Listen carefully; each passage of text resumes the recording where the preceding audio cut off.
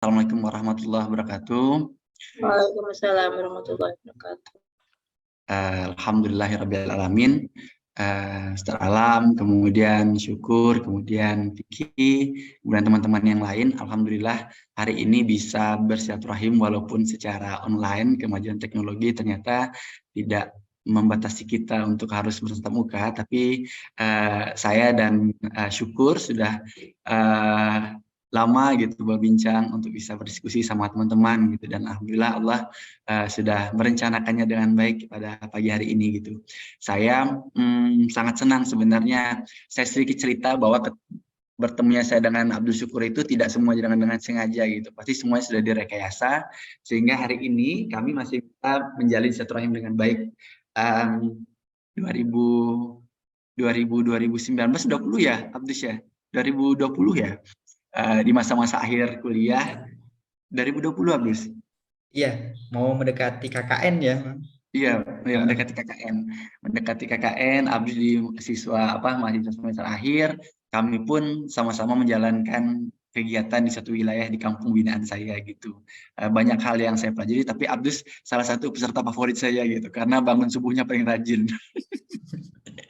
Baik, teman-teman, saya izin share slide sedikit, mungkin bisa memperkenalkan diri saya singkat, kemudian saya juga ingin berbagi terkait mengenai tour yang sudah dikirimkan sama Dus. Saya izin share screen ya, Dus ya. Ya, Bang, silakan, Bang. Bentar, ini kelihatan langsung WhatsApp-nya. Udah kelihatan belum?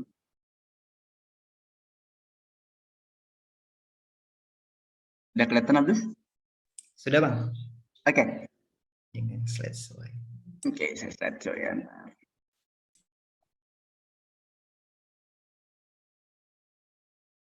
Baik, saya senang dengan beberapa kalimat ini gitu. Saya sadar bahwa banyak hal yang ingin saya capai, mimpi itu ternyata tidak harus kita wujudkan dengan sendirian. Kita harus bersama-sama dengan orang lain yang mempunyai misi sama, visi sama untuk mewujudkannya sama-sama.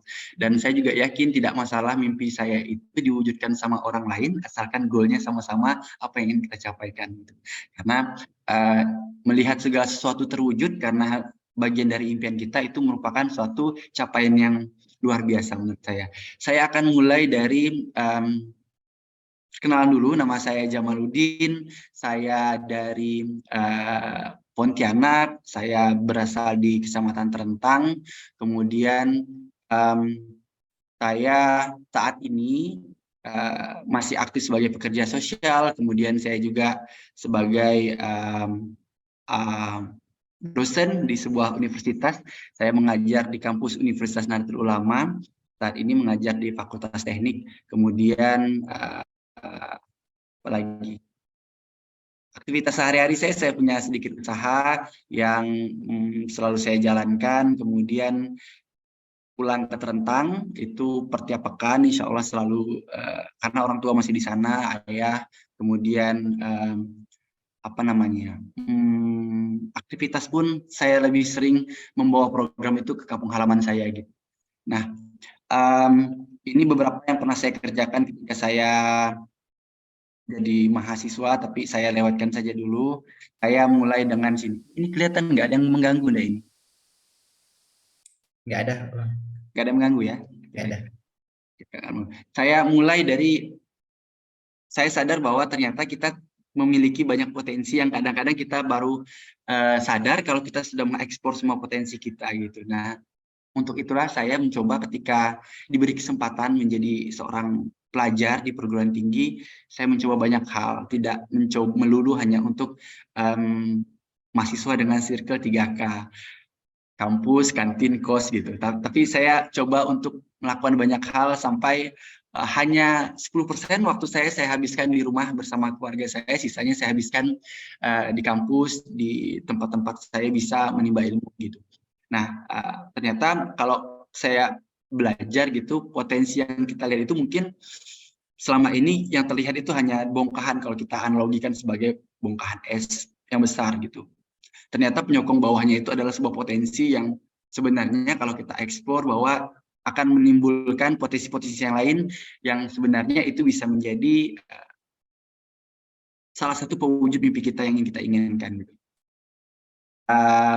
Ada sahabat kita juga tadi, Vicky ya, yang bakalan sharing sama kita juga. Nanti kita bakalan bahwa kita pernah dalam satu program yang sama, nanti akan ceritakan biar kita satu frekuensi dulu gitu. Saya senang sama kalimat Eyang Nelson Mandela bahwa memang pendidikan itu salah satunya yang harus ditempuh untuk mengubah segala hal gitu. Karena mindset saat ini ataupun sumber daya manusia di kampung halaman saya sendiri itu masih sangat rendah gitu.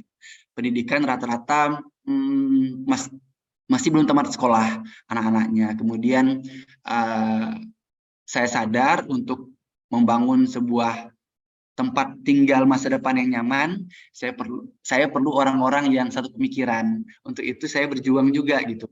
Untuk saya bisa menyelesaikan pendidikan, kemudian kawan-kawan atau jenisnya juga bisa mencapai pendidikan yang sama. Nah, saya selalu yakin ketika saya ditempatkan di perguruan tinggi, yang saya lakukan adalah selalu bersyukur, dan kemudian dari implikasi kemudian bentuk realisasi dari rasa syukur itu, saya selalu jalankan aktivitas saya itu dengan mencoba semaksimal mungkin apa yang waktu yang diberikan. Saya akan mulai dari sini gitu. Ketika saya sampai pada titik yang Vicky juga pernah rasakan menjadi mahasiswa berprestasi, saya bisa mewakili kampus, kemudian bisa bertemu sama teman-teman berada di kampus-kampus besar, walaupun saya berada di kampus yang pada saat itu mungkin tidak begitu dikenal sama orang, tapi pertama kalinya saya bisa keluar gitu, mewakili kampus saya yang mungkin belum pernah pada saat itu mewakili kampus ke ajang Mawapres gitu. Jadi Mawapres itu mungkin Abdus sangat familiar karena beliau juga merupakan mentor. Jadi saya bisa keluar ke zona itu, kemudian bertemu dengan orang-orang banyak, kemudian bisa membuka pikiran lebih luas, kemudian saya mulai dengan banyak hal. Saya akan bercerita tentang beberapa hal yang melatar belakangi saya harus pulang ke kampung halaman. Sebuah cerita tentang daerah di Jepang, di Kochi University saya belajar, saya melihat ada suatu tren ataupun kejadian bahwa banyak anak-anak muda itu meninggalkan kampung halaman kemudian pergi ke kota tapi tidak pulang lagi gitu. Yang saya rasakan yang terjadi di saat itu adalah kampungnya banyak menjadi kampung-kampung yang kampung yang sepi gitu, hanya orang-orang tua saja. Jadi benar-benar kampungnya seperti sudah kayak perkotaan mati. Jadi ada sebuah tempat di Kochi University tempat saya belajar gitu, ada namanya Museum Hobi. Nah, Museum Hobi ini 2 tahun sebelumnya adalah sekolah dasar, karena diubah jadi museum karena muridnya tinggal 2 orang saja. Jadi tempat ini dijadikan museum, dan selalu ceritanya adalah bahwa mereka kehilangan generasi, karena tidak ada anak-anak muda lagi yang produktif yang bisa menghasilkan generasi, sehingga kampung ini menjadi kampung yang bisa dikatakan kota mati gitu. Nah, kemudian profesor saya berpesan, Indonesia pada suatu hari nanti akan menjadi negara maju, dan trennya adalah orang-orang akan pergi ke kota untuk belajar, kemudian lupa untuk pulang kampung halaman, seperti itu. Sehingga saya berpikir, oke, karena saya lebih awal diberitahu sama profesor yang mengajar saya waktu itu, saya berpikir saya harus melakukan sesuatu ketika saya pulang dari belajar dari sini gitu. Nah, saya buat program namanya Yuk Balik Kampung gitu, namanya Ikatan Mahasiswa Alumni Kecamatan Terentang. Saya buat forum, kemudian kawan-kawan saya kumpulkan yang satu daerah yang berkuliah, ada 3-4 orang, kemudian kami mulai aktivitas kecil di kampung halaman. Itu titik awal saya memulai menemukan orang-orang yang satu visi gitu. Kemudian saya singgah sebentar ke Denmark, waktu itu belajar bersama wali kota di sebuah pulau, kemudian dia menceritakan bahwa pulau itu sangat kecil, tidak lebih besar daripada Kecamatan Terentang, kampung halaman saya, tapi itu memiliki sebuah perguruan tinggi gitu. Sampai saya berpikir, ini kampung saya, ini pulau yang dimiliki di Bornholm di Denmark, tapi kampungnya itu sangat maju gitu, memiliki perguruan tinggi, akses air bersih, fasilitas semuanya tersedia. Saya pikir saya harus melakukan sesuatu untuk memulainya agar tempat tinggal saya nanti paling tidak bisa seperti ini, seperti itu. Nah, kemudian dari sini beranjak mengumpulkan teman-teman, kami melakukan kampanye untuk ayo kita sama-sama hijrah gitu untuk melakukan menuntut ilmu, cari ilmu di perguruan tinggi, kemudian jangan lupa dengan apa misi kita, yaitu adalah membangun kampung halaman. Bangun kampung halaman itu tidak mesti harus fisik kita hadir, tapi pemikiran, semua program bisa kita bawa untuk kampung halaman kita gitu. Kami kampanye ke pendidikan di kampung-kampung pedalaman. Ini adalah sebuah kampung ya, Desa Betuah, tempat saya pertama kali saya menginjakan kaki. Saya kumpulkan beberapa warga yang ada di dusun itu, kemudian kami menyampaikan bahwa kami siap gitu membantu fasilitasi adik-adik yang ingin berkuliah gitu. Sampai programnya kami susun dengan yang tidak bisa berkuliah, kita coba carikan program untuk bisa lanjut dengan minat gitu. Kemudian yang mau berkuliah kita advokasi, kita dampingi, kita buat program coach, kita buat try out sebagainya, kita coaching bagaimana bisa mendapatkan beasiswa, dan alhamdulillah kita memiliki asrama sendiri yang dulunya kita selalu berpikir bagaimana kita bisa mengajak adik-adik untuk berkuliah tapi kita tidak memiliki tempat tinggal, sedangkan biaya untuk tinggal di perkotaan cukup mahal. 2015 kami mulai kampanye, tapi 3 tahun kemudian kami mewujudkannya dengan punya asrama, walaupun ngontrak gitu ya.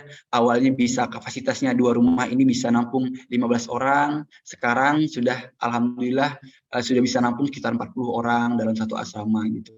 Jadi 2 tingkat, ada 10 kamar, kemudian ada mahasiswa yang kami bawa dari kampung halaman untuk tinggal gratis, kemudian bisa berkuliah, mendapatkan pendidikan soft skill juga di sini. Nah, vokasi pendidikan itu tidak melulu saya lakukan sama mahasiswa, tapi karena saya sadar bahwa peran penting orang tua juga menjadi satu pendorong untuk anak-anak tetap bisa terus bersekolah. Jadi yang saya kerjakan adalah mengikuti program Kementerian Sosial, saya berkampanye ke berbagai tempat pedalaman di Kecamatan Terentang, mulai dari anak usia dini, saya ajak untuk bersekolah, jangan putus sekolah, kemudian bawa program untuk disabilitas, semuanya kita bawa sampai semua yang bilang apa kegiatan yang bisa dibawa ke Terentang, saya tanya kamu punya apa, saya punya lokasinya. Ketika dia bilang saya mahir dalam pembinaan disabilitas, saya punya komunitas disabilitas yang bisa dibina gitu di Terentang. Nah kemudian kembali lagi suatu hari ketika saya menjadi mahasiswa, pernah singgah di Swedia belajar tentang bagaimana bahwa limbah itu bisa menjadi pupuk gitu. Ada seorang insinyur, beliau ahli kimia, kemudian melanjutkan sebagai apoteker, kemudian ketika di masa pensiun dia pulang mendesain kampung halamannya menjadi kampung pertanian. Nah, dia sangat mahir dalam mendesain kampung halamannya itu dengan membuat kolam-kolam yang tadinya limbah dari kelebihan ditampung, kemudian dikembalikannya lagi sebagai yang di recycle gitu. Saya rasa ini hal yang menarik gitu, kalau selama ini kami merasa bahwa pupuk itu adalah pencemaran yang berlebihan, tapi ternyata mereka buat recycle. Nah sayangnya si Bapak pensiunan ini dia mulainya di masa tua. Jadi saya pikir saya tidak boleh memulainya ketika saya masa tua. Saya harus memulainya dengan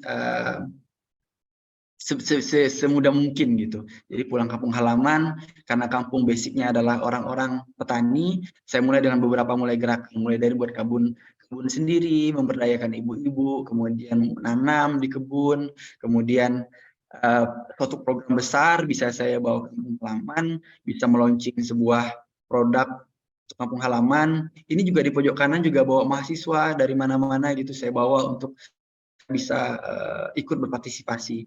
Nah, kemudian bersama wali kota di rumah pondok saya bisa membawa teman-teman dari dinas pertanian untuk launching produk. Jadi kami bersama-sama di kampung halaman, Pak Bupati pada saat itu, Bapak Rusman Ali, saya bawa ke rumah saya ajak untuk berdiskusi, kemudian kami launching sama-sama beras produk lokal. Kemudian banyak desa-desa mitra-mitra desa yang kami ajak, tidak hanya dari kampus internal di dekat Kalbar maupun dari luar kami ajak. Programnya selalu berkelanjutan gitu. Ini teman-teman dari kampus luar pun saya ajak, dari Leicester, Nottingham, untuk saya ajak berkolaborasi di kampung halaman. Beberapa peneliti, saya sempat pulang kampung halaman menjadi seorang guru gitu, karena kehabisan guru di kampung saya dari 16, gurunya tinggal 4, maka saya harus pulang menjadi guru biologi selama setahun.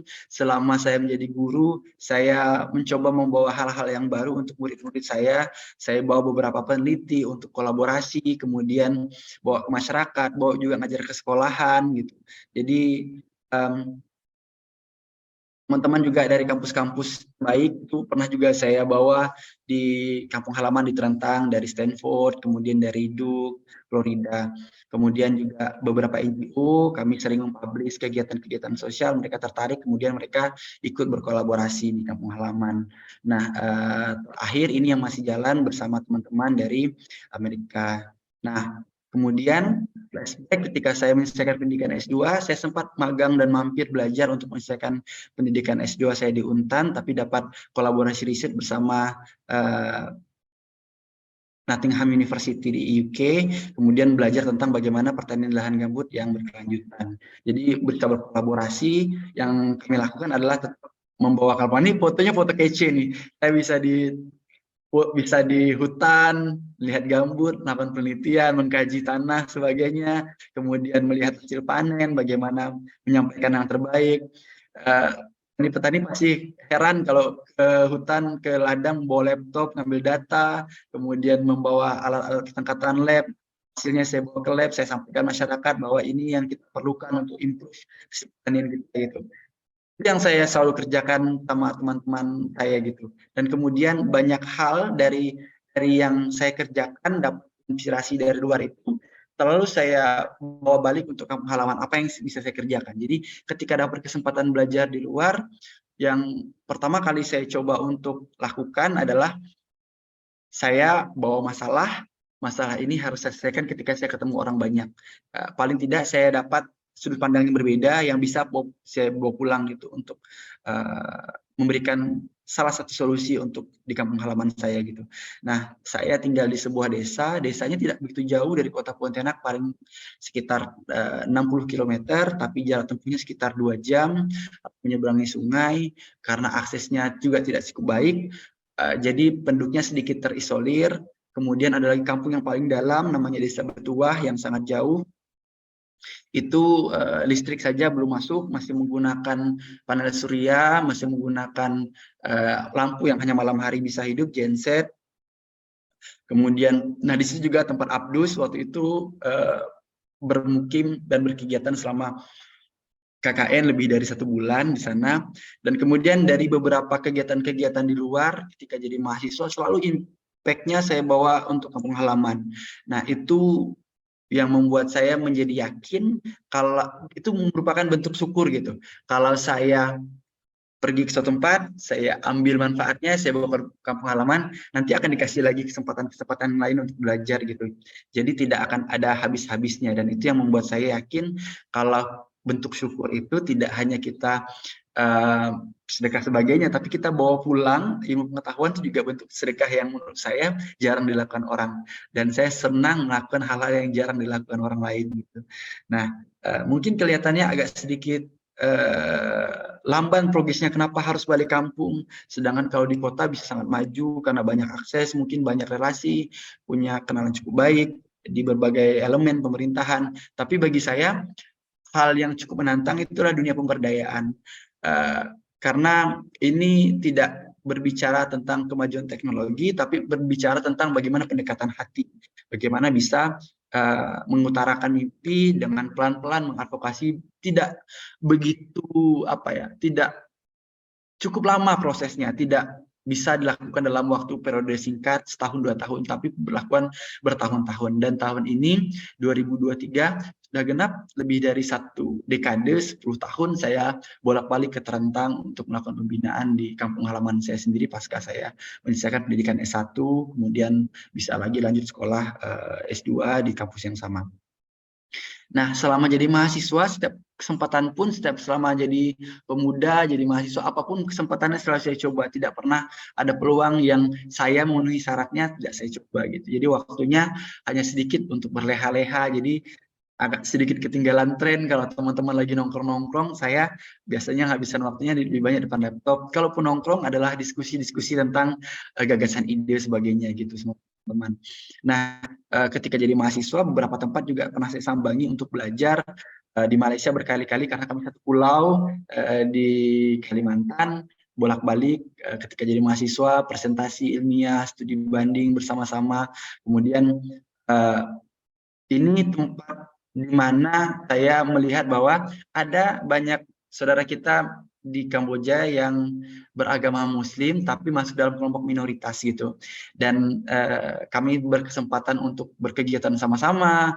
Waktu itu perjalanannya di bulan Ramadan gitu, sama seperti ini. Kami menghabiskan waktu kurang lebih sekitar 20 hari Ramadan di tempat orang, berkeliling gitu, menyambangi beberapa tempat, kemudian selain berkegiatan sosial, kemudian melakukan kajian-kajian ilmiah juga, melakukan seminar, conference di beberapa kampus, ini di Institut Teknologi Kamboja, kemudian kami juga melaksanakan kegiatan iftar bareng-bareng sama mereka semuanya, dan itu membuat saya merasa oke, pulang kampung saya harus melakukan sesuatu. Selalu seperti itu, pulang kampung saya harus melakukan sesuatu.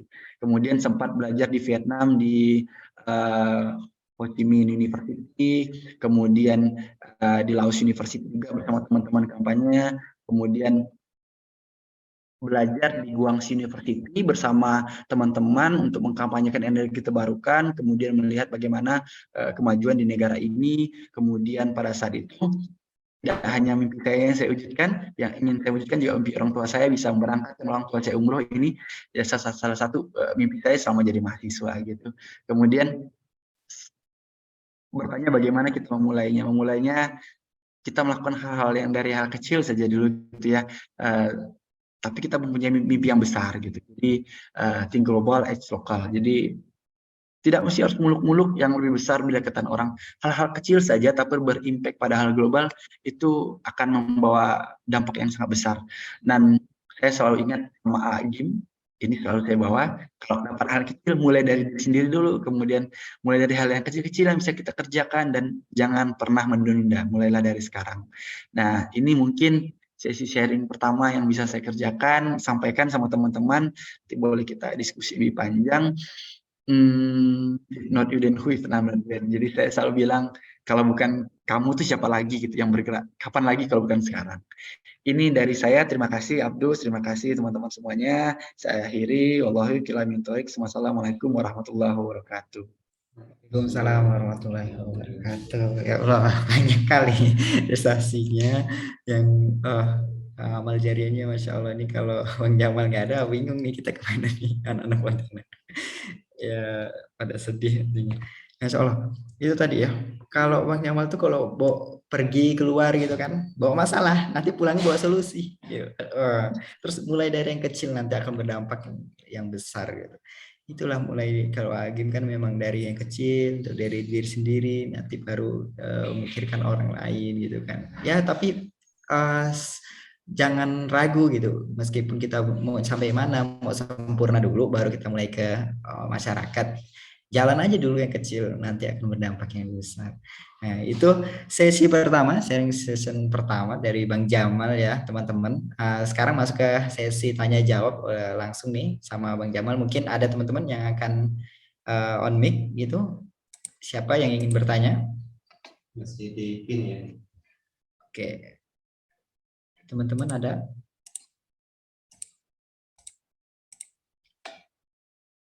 Silakan on mic ataupun di kolom chat juga boleh. Ini siapa yang teman-teman pengen pemberdayaan masyarakatnya yang luar biasa, tanya program-program mungkin atau konsultasi, mungkin cerita pengalaman di desanya. Nah, Kiswan nih Bang, boleh on cam juga boleh. Kiswan ini pengen jadi kepala desa, Bang. Dia pengen menduniakan desanya. Boleh Kiswan, silakan. Bisa on cam biar kenal Bang Jamalnya. Biar kita kenal. Oke, sebentar Bang, on cam-nya nyusul. Assalamualaikum warahmatullahi wabarakatuh. Selamat pagi Bang Jamal, senang sekali hari ini bisa bertemu dengan Bang Jamal secara online ya. Luar biasa. Sepertinya saya punya mimpi yang sama dengan Bang Jamal. Jadi untuk sekarang ada banyak pertanyaan, tapi mungkin ini yang paling saya tanyakan, yang paling besar pertanyaannya gitu ya Bang. Saya udah bergerak di pemberdayaan ini dari sejak masuk kuliah ya Bang ya. Jadi sejak masuk kuliah saya buat komunitas di desa gitu, geraknya di bidang pendidikan sama sosial gitu. Nah di bidang pendidikan ini ada satu program yang terus berjalan selama kurang lebih 4 tahun ini, yaitu mentoring untuk membantu teman-teman siswa pelosok ini bisa kuliah gitu. Dan impact-nya cukup signifikan. Dan tapi ada beberapa masalah di mana yang pertama progres kita itu stuck gitu, kayak programnya itu aja. Meskipun itu aja pun masih berasa sulit gitu. Kadang kita ngerasa sebenarnya tuh masyarakat tuh butuh ini atau enggak gitu. Apa kita aja yang kepedean, sebenarnya masyarakat nggak ada, kita pun nggak masalah gitu, kitanya aja yang ngadain gitu. Itu yang pertama. Jadi kayak pertanyaannya adalah gimana cara mengukur bahwa masyarakat itu sebenarnya itu nggak butuh atau butuh kita gitu. Terus yang kedua, gimana caranya kalau misal respon masyarakat itu kurang baik, ya itu tadi ya, misal kita udah bikin ini itu tapi ternyata responnya sepi gitu, menguatkan hati kita untuk tetap bertahan itu bagaimana Bang gitu. Terus yang terakhir mungkin menurut Abang tuh kalau bergerak kayak gini tuh perlu apa ya, perlu pencapaian yang gede nggak? Perlu pencapaian yang gede dalam arti impact-nya harus luas, ntar diperluas lagi jangkanya, nggak cuma desa saya doang terluas, atau udah konsen aja ke desa, misal urusan desa sendiri aja belum beres ya jangan ke yang lain dulu, atau ya udah nggak apa-apa nyoba yang lain, kalau misal desanya sendiri responnya nggak baik ya pindah gitu. Itu sih Bang Jamal, terima kasih banyak Bang, senang sekali. Langsung aja Bang, Agas jawab, silakan Bang. Dari Kiswantoro ya, panggilannya apa Kiswan? Wow, iya boleh Kiswan Bang. Baik, Kiswan, saya juga seperti itu awalnya gitu, memikirkan program kok monoton seperti ini saja. Tapi saya sadar bahwa ternyata yang harus saya lakukan adalah melakukan suatu assessment atau kami kenal dengan istilah need finding gitu. Kami observasi di lapangan gitu, tidak hanya membaca referensi tapi juga melakukan observasi di lapangan, apa yang masyarakat butuhkan. Nah, yang paling sederhana kita bisa ikut di acara-acara musrembang desa gitu. Musrembang desa kita hadir aja menjadi penonton gitu, mendengar apa sih keluhan masyarakat di sana yang mereka inginkan di kampung halamannya. Tentu sangat banyak, tapi tidak usah kita ambil semuanya. Kita cukup memikirkan satu sudut yang bisa kita lakukan. Kalau saya waktu itu memang mikirnya pada SDM. Jadi bagaimana improve-nya SDM gitu. Nah, di tahun 2014-15 itu pertama kali kami mengikuti musrembang di kecamatan, yang dimana keluhannya itu selalu begini sama orang-orang, guru di kampung ini selalu datang pulang, kemudian berganti, kemudian yang PNS-nya balik lagi ke kota sehingga kita kehabisan guru. Kemudian begitu juga tenaga medisnya, selalu tidak ada dokter yang standby, perawatnya sulit ditemui, bidannya pun tidak selalu di tempat. Bagaimana kalau kita punya masalah yang mendadak gitu. Selalu masalah itu berulang selama 2 kali 3 kali disampaikan masyarakat. Kami berpikir kenapa kita tidak harus membuat solusi itu dari kampung halaman kita sendiri? Kenapa tidak harus kita cari SDM dari sekolah, dari tempat kita ajak bersekolah, kemudian mengisi tempat-tempat yang selalu dikeluh kesahkan. Kami mulainya seperti itu dulu gitu. Kemudian banyak teman-teman yang mulai melanjutkan ke perguruan tinggi yang di bidang keguruan, dan alhamdulillah di perjalanan kami mendekati 1 dekade di Mater ini sudah banyak guru-guru itu, bahkan kami mencatat hampir 50% guru-guru itu adalah anak lokal sendiri saat ini yang mengajar di kampung halaman. Jadi tidak ada lagi istilah tidak ada guru tidak belajar, karena gurunya memang langsung dari orang lokal. Mereka bisa belajar ekstra gitu bersama-sama dengan itu juga dengan tenaga medis. Hampir semua di titik pusat public center health, tempat pelayanan kesehatan itu anak-anak dari komunitas kita gitu, dari Mater gitu. Nah, lalu pertanyaannya, bagaimana lagi kita menggali kebutuhan itu? Kita ngobrol santai sama masyarakat, tanya keluhan. Jadi obrolan yang selalu muncul di permukaan itu adalah keresahan yang mereka rasakan. Jadi serapi saja apa yang mereka rasakan, apa yang mereka pikirkan untuk perubahan ke depan. Kita pelan-pelan dengan orang-orang yang satu visi, satu misi, mencoba melakukan pergerakan gitu. Tidak mesti harus muluk-muluk dan tidak mesti harus ramai-ramai. Kemudian kalau gerakan kita dianggap ada sebagian orang yang tidak senang, tidak jadi masalah. kita tidak terlalu fokus terhadap penilaian orang lain gitu. Kita harus fokus pada capaian apa yang mau kita kerjakan. Selama kita anggap itu baik, positif, bermanfaat untuk orang banyak, go ahead gitu. Jangan pernah kita putus semangat gara-gara orang bilang ngapain buat kelompok, nanti ujung-ujungnya pasti bawa partai politik, nanti ujung-ujungnya pasti kampanye, ujung-ujungnya proyekan. Itu hal yang lumrah gitu. Jadi kita jangan anggap itu seperti apa ya, seperti hal yang membuat menghambat, tapi itu menjadi pemicu kita berbuktikan bahwa kita ini berusaha untuk memperbaiki pola pikir orang lain gitu. Nah, kemudian kita pelan-pelan merekrut teman-teman yang satu visi, kemudian menjadi besar. Nah, apakah kita harus menjadi kemana-mana gitu dengan banyak sektor yang kita ini kan?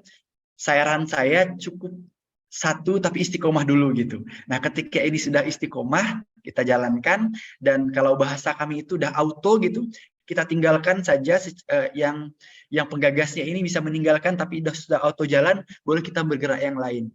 Di 5 tahun pertama, komunitas kami itu fokus aja melakukan pengkaderan. Ayo ke kuliah, ayo bagaimana bisa menjadi pemuda yang produktif, mahasiswa yang produktif, yuk kita coba pikirkan program di kampung. Itu kami lakukan selama 5 tahun, tidak banyak program-program yang lain kami kerjakan. Kemudian 5 tahun kedua, kami mulai ke pemberdayaan. Apa nih? Karena sudah ada balik kampung, sudah banyak alumni yang ada di pedesaan.